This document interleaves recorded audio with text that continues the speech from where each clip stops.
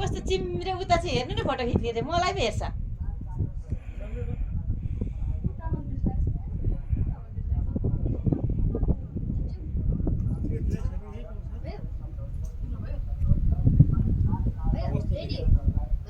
ऊ खिच्दा